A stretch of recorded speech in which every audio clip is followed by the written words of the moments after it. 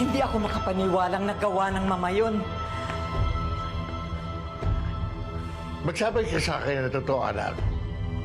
May kinalaman ka sa lahat ng ito? Sinabi ko na sa inyo, wala akong kinalaman dito.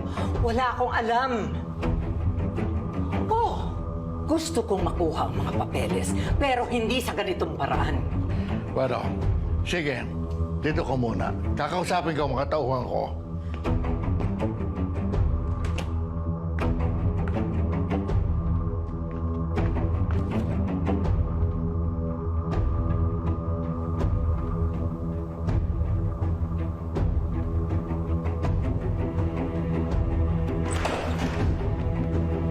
Madam, andito na po yung dagdag tao na pinatawag ninyo.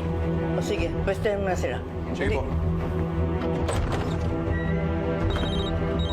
Ma'am,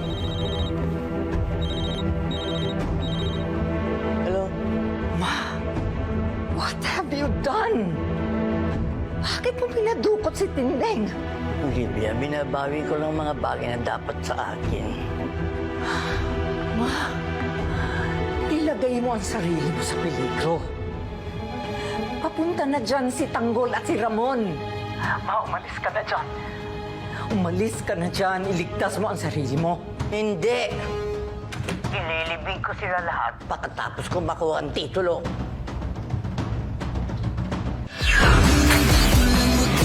Ang perfect ka! At ito ang kwento kung paano nagulo ang tahimik ng high school life ko.